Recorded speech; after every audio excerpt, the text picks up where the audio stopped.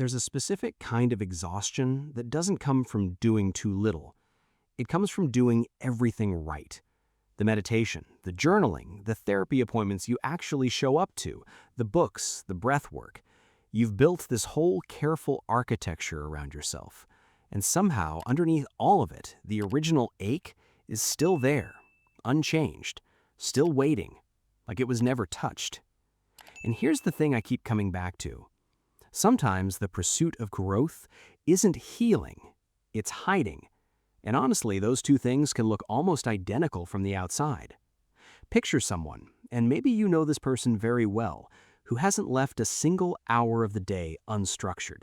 There's always a new protocol, a new framework, a new habit to optimize. No stillness, no empty space where they'd have to just be with themselves. From the outside, it looks like extraordinary discipline. From the inside, if we're honest, it feels a lot more like running. Jung called what we're running from the shadow, and I want to be careful here because this word gets thrown around loosely. He didn't mean some dramatic inner villain. He meant the unprocessed emotional material we've quietly, almost unconsciously decided is too dangerous to feel.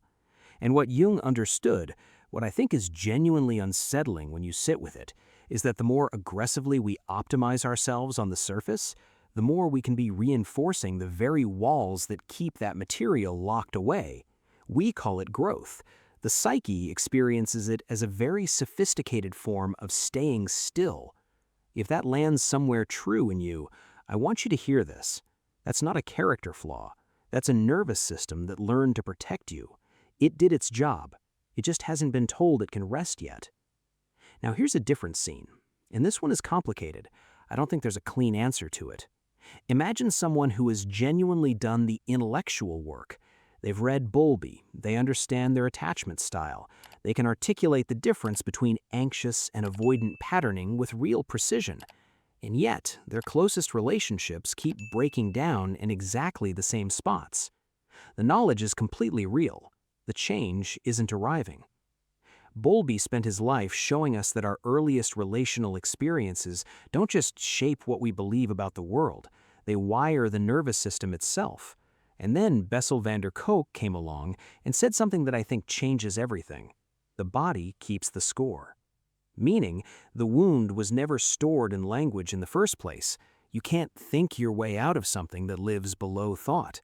Information sits in the cortex, trauma sits in the body. And self-improvement that stays purely cognitive, the books, the frameworks, the podcasts, can quietly become a way of circling the wound for years without actually touching it. But here's what I genuinely believe. The fact that you've been searching this hard for this long means the part of you that wants to be whole has simply never quit. That's not something to pathologize. That's one of the most enduring forms of courage I know of. So where does that leave us?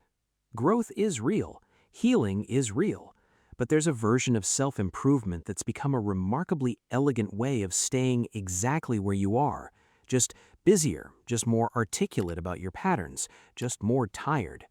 The question worth sitting with isn't whether to keep growing, it's what you might be growing around, because the stillness underneath all the doing, the quiet you've been outrunning, that's not what's dangerous.